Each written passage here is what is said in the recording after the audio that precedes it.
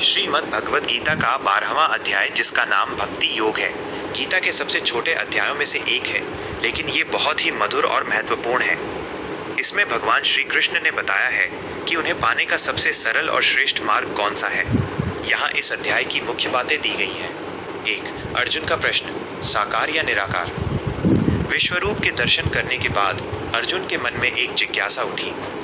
उन्होंने पूछा, हे प्रभु, जो भक्त निरंतर आपके साकार रूप मूर्त रूप की पूजा करते हैं और जो आपके निराकार रूप अविनाशी ब्रह्म की उपासना करते हैं, उन दोनों में से योग का सबसे बड़ा ज्ञाता कौन है। 2. श्री कृष्ण का उत्तर। भगवान कहते हैं, जो अपने मन को मुझ में एकाग्र करके निरंतर मेरी पूजा करते हैं, वे मेरे विचार में सर्वश्रेष्ठ योगी हैं। उन्होंने साफ किया कि निराकार बिना रूप वाले ईश्वर की उपासना करना बहुत कठिन है, क्योंकि जब तक इंसान के पास शरीर है वो निराकार को आसानी से समझ नहीं पाता। इसलिए साकार भक्ति, प्रेम और सेवा ज़्यादा सुलभ और सरल है। 3. भक्ति की सीढ़ियाँ, स्टेप बाय स्टेप गाइड।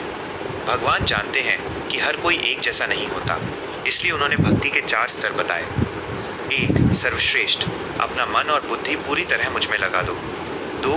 यदि ये न हो सके तो अभ्यास योग करो, बार बार ध्यान लगाने की कोशिश करो। 3. यदि अभ्यास भी न हो सके तो मेरे लिए कर्म करो, समाज सेवा या धर्म के काम। 4. यदि यह भी न हो सके तो बस अपने कर्मों के फल का त्याग कर दो, जो भी नतीजा मिले उसे शांति से स्वीकार करो। 4. भगवान को कौन सा भक्त प्रिय है। अध्याय के अंत में कृष्ण उन गुणों के बारे में बताते हैं जो एक सच्चे भक्त में होने चाहिए।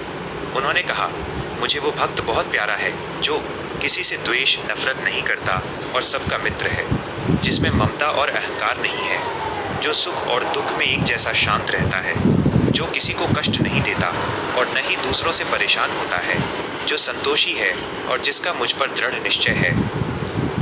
12वें अध्याय की मुख्य सीख। 1. सरलता। भगवान को पाने के लिए बहुत कठिन तपस्या की जरूरत नहीं, केवल सच्चा प्रेम और समर्पण काफी है। 2. समानता। एक भक्त को दुनिया के हर प्राणी के प्रति दयालु होना चाहिए। 3. शांति का मार्ग। इच्छाओं का त्याग ही शांति का सबसे छोटा रास्ता है।